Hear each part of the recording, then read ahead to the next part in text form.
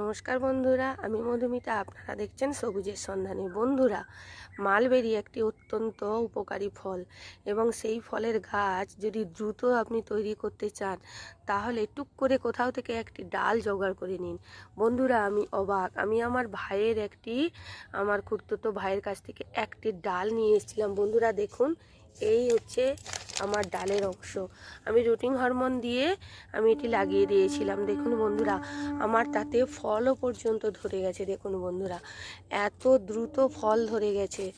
দেখুন, ঠিক দেখাতে পাচ্ছি না বন্ধুরা, দেখুন ফল ধরে গেছে।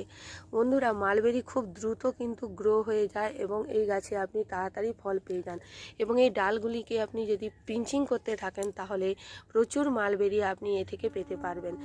আমার বাগানে মালবেরি একটি আছে, লং মালবেরি, যেটি খুব মিষ্টি, আর এটা হচ্ছে টক মিষ্টি।